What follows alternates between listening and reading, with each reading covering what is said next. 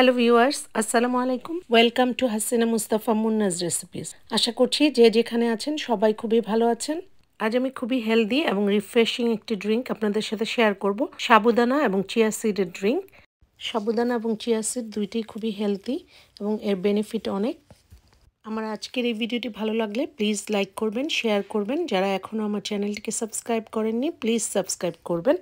সাবুদানা এবং চিয়া সিডের ড্রিঙ্কে আমি আজকে জেলো ইউজ করব। আমি ম্যাঙ্গো জেলোর প্যাকেট নিয়েছি। প্রথমে 2 কাপ পানিকে আমি বয়েল হতে দিয়েছি।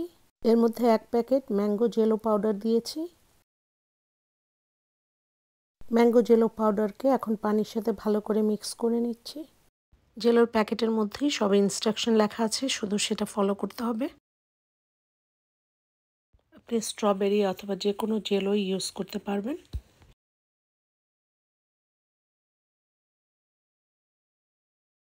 জেলোকে এখন আমি একটি বাটির মধ্যে ঢেলে নিচ্ছি।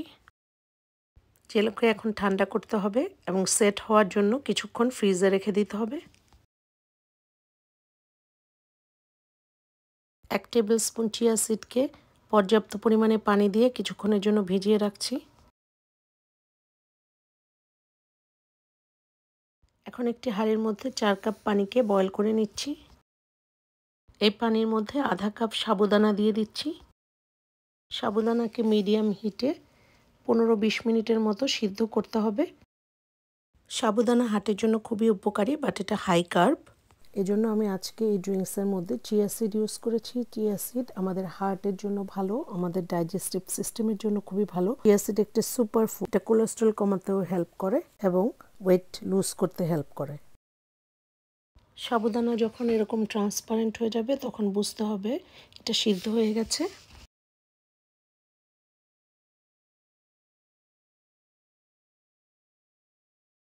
এখন এই সাবুদানাকে ছেঁকে নিচ্ছি।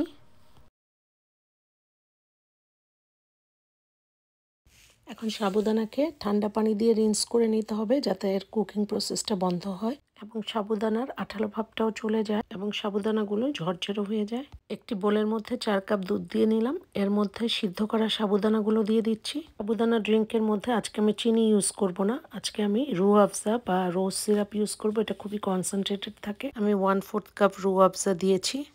ভিজিয়ে রাখা চিয়া সিডগুলো এর মধ্যে দিয়ে দিলাম। এখন সব কিছুকে ভালো করে মিশিয়ে নিচ্ছি।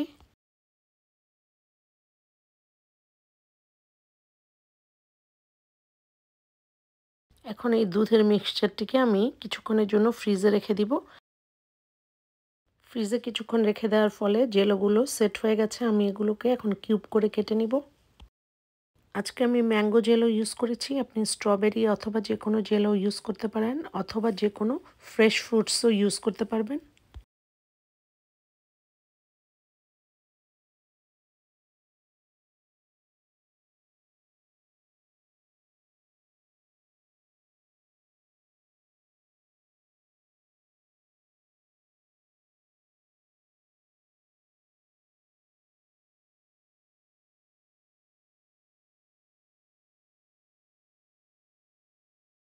প্রথমে আমি গ্লাসের মধ্যে আইস কিউবস দিয়ে নিচ্ছি।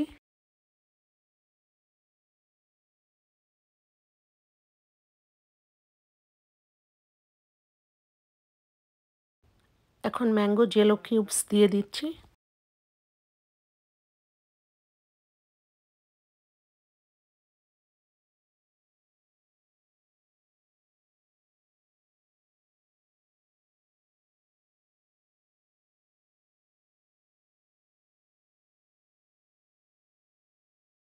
এখন সবগুলো গ্লাসের মধ্যে সাবুদানা, চিয়া সিডস, রোজ সিরাপ মিশানো দুধ দিয়ে দিচ্ছি।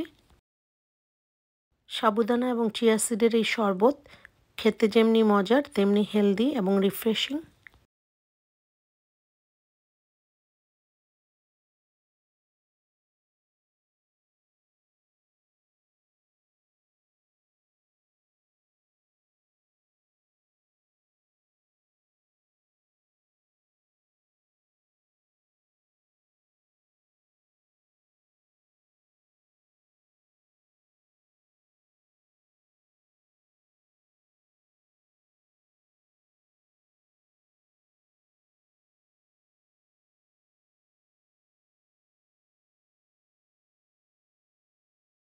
সাবুদানা ড্রিঙ্কের মধ্যে আমি এখন কাটা বাদাম দিয়ে দিচ্ছি। আপনি যে কোনো ড্রাই ফ্রুটস দিয়ে এটাকে গার্নিশ করতে পারবেন।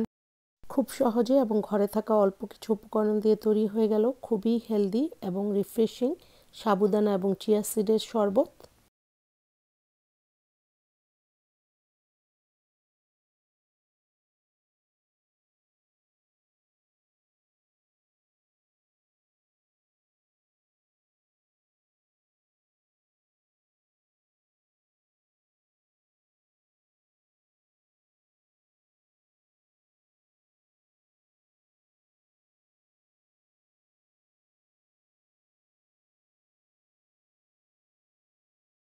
আমার আজকের এই ভিডিওটি ভালো লাগলে প্লিজ লাইক করবেন, শেয়ার করবেন। যারা এখনও আমার চ্যানেলটিকে সাবস্ক্রাইব করেননি প্লিজ সাবস্ক্রাইব করবেন। আর যারা অলরেডি সাবস্ক্রাইব করেছেন তাদেরকে অসংখ্য অসংখ্য ধন্যবাদ। আবারও কথা হবে ইনশাআল্লাহ অন্য কোনো রেসিপি নিয়ে। সে পর্যন্ত সবাই ভালো থাকবেন, সুস্থ থাকবেন। সবাই সবার জন্য দোয়া করবেন। Thanks for watching. Allah Hafiz.